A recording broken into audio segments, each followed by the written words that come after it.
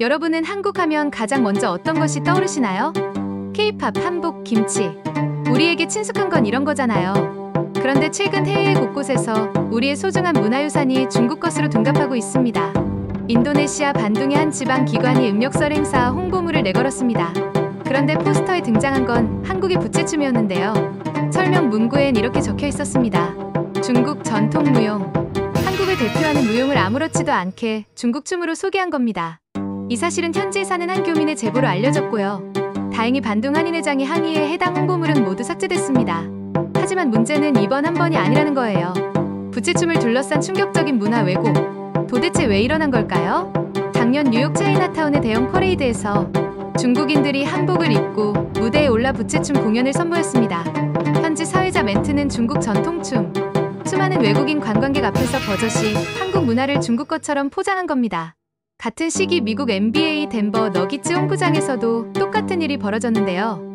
중국 댄스팀이라는 소개와 함께 무대에 오른 건 역시 부채춤이었습니다. 심지어 중국 최대 포털 바이두에서는 지금 이 순간도 부채춤을 중국 민간 전통무용이라고 소개하고 있습니다. 세계 최대 검색 사이트에 이렇게 잘못된 정보가 올라와 있다는 건 국제사회에 막대한 오해를 불러일으킬 수 있는 심각한 문제예요. 여러분, 이거 정말 한두 번 있는 일이 아니거든요. 작년에는 뉴욕에서, 올해는 인도네시아에서 계속해서 이런 일들이 반복되고 있어요. 중국은 오래전부터 문화 공정을 추진해 왔습니다. 한복을 한풀아 주장하고 김치도 자기네 파오차이라고 우기더니 이제는 부채춤까지 중국 무용이라고 왜곡하고 있는 거죠. 중국 지린성은 2007년에 이미 부채춤, 상무춤, 널뛰기 등을 자신들의 무형문화유산으로 등록해버렸습니다. 이건 단순한 해프닝이 아니에요. 의도적으로 한국 문화를 중국의 전통으로 덮어씌우려는 시도입니다. 일종의 문화 침탈이라고 볼 수 있는 거죠. 근데 왜 하필 부채춤일까요? 부채춤은 1954년 김백봉 선생이 창작했고요. 1968년 멕시코 올림픽 군무 공연을 통해 전 세계에 한국을 알린 대표 무용입니다. 1992년 명장으로 지정됐고 2014년에는 평안남도 무형문화재 제3으로 등재됐어요. 즉, 부채춤은 단순한 무용이 아니라 한국을 대표하는 국가 브랜드 자산입니다. 중국이 이를 교묘하게 가져가려는 이유는 분명합니다. 음력설, 한복, 김치 등 동아시아 문화의 원산지를 중국으로 굳혀 소프트 파워의 주도권을 주려는 거죠. 사실 이게 처음은 아니거든요. 한복 논란 때도 그랬고 김치 논란 때도 그랬어요. 중국은 계속해서 한국의 문화를 자기네 것이라고 주장해왔습니다. 이번 인도네시아 사건도 한 교민의 용기 있는 제보가 아니었다면 그냥 묻혀버렸을 수도 있었어요.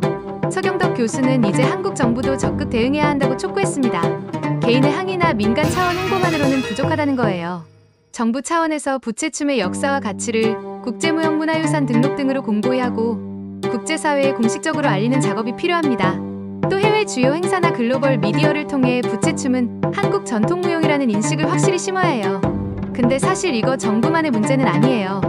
우리 국민들도 관심을 가져야 합니다. 해외에서 이런 일이 벌어지고 있다는 걸 알아야 하고요. 또 우리 문화에 대해 정확히 알고 있어야 해요. 부채춤이 언제 만들어졌고 어떤 의미를 가지고 있는지 이런 걸 우리부터 제대로 알고 있어야 다른 나라 사람들에게도 설명할 수 있잖아요. 여러분, 문화는 단순한 전통 예술이 아닙니다. 오늘날엔 국가 이미지를 형성하는 소프트 파워의 핵심이자 정치, 경제적 영향력으로 직결돼요. 중국이 왜 그렇게 집요하게 한국 문화를 자국 것으로 포장하려 하는지 그 속내를 읽어야 합니다. 한류가 전 세계를 뒤흔드는 지금 한국 문화의 주도권을 빼앗기지 않으려면 정부, 민간, 해외 교민이 함께 목소리를 내야 합니다. 실제로 우리나라 문화 콘텐츠 수출액을 보면 엄청나게 증가하고 있거든요. K-팝, 드라마, 영화 이런 것들이 전 세계에서 사랑받고 있어요. 근데 이런 현대 문화의 뿌리가 되는 전통 문화를 제대로 지키지 못하면 어떻게 될까요? 결국 우리 정체성 자체가 흔들릴 수밖에 없는 거예요. 이런 상황에서 해외 교민들의 역할이 정말 중요합니다. 현지에서 직접 목격하고 바로 항의할 수 있는 건 교민들이거든요. 이번 인도네시아 사건처럼 용기를 내서 제보하고 항의하는 분들이 더 많아져야 해요. 그리고 정부는 이런 교민들을 적극적으로 지원해야 합니다. 법적인 대응이 필요하면 법률 지원을 해주고 홍보가 필요하면 자료를 제공하고요. 또 하나 중요한 건 교육입니다. 우리 아이들에게 우리 문화의 가치를 제대로 가르쳐야 해요. 부채춤이 왜 소중한지, 어떤 역사를 가지고 있는지 이런 걸 어릴 때부터 배워야 나중에 해외에 나가서도 당당하게 우리 문화를 설명할 수 있잖아요. 지금 학교에서 전통문화 교육이 많이 부족한 게 현실이거든요. 여기에 소셜 미디어의 역할도 빼놓을 수 없습니다. 요즘은 인스타그램, 유튜브, 틱톡 이런 플랫폼을 통해서 문화가 빠르게 퍼지잖아요. 우리도 이런 플랫폼을 적극 활용해서 부채춤을 비롯한 한국 전통 문화를 알려야 해요. 짧고 재미있는 영상으로 만들어서 전 세계 사람들이 볼 수 있게요. 실제로 몇몇 창작자들이 한복이나 전통음악을 현대적으로 재해석해서 해외에서 큰 인기를 끌고 있거든요. 이런 시도들이 더 많아져야 합니다. 전통을 지키되 현대적으로 풀어내는 거죠. 그래야 젊은 세대들도 관심을 가지고 자연스럽게 우리 문화를 알리게 되는 거예요. 그렇다면 우리가 당장 할 수 있는 건 뭘까요? 첫째, 우리 문화에 관심을 가지는 겁니다. 부채춤뿐만 아니라 다양한 전통 문화를 배우고 즐기는 거예요. 둘째, 해외에서 이런 왜곡 사례를 발견하면 적극적으로 제보하는 겁니다. 셋째, 소셜 미디어를 통해 올바른 정보를 공유하는 거예요. 우리 하나하나의 작은 행동이 모이면 큰 변화를 만들 수 있습니다.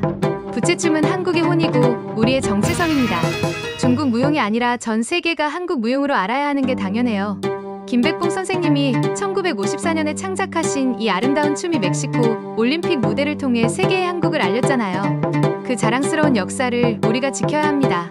과연 우리는 이 문화 전쟁에서 승리할 수 있을까요? 아니면 계속해서 우리 문화를 빼앗기게 될까요? 그건 결국 우리의 관심과 노력에 달려 있습니다. 정부의 정책도 중요하지만 국민 한 명 한 명의 관심이 더 중요해요. 여러분이 이 영상을 보고 부채춤에 대해 알게 되고 주변 사람들에게 이야기하는 것, 그것만으로도 큰 도움이 됩니다. 여러분의 생각을 댓글로 남겨주세요.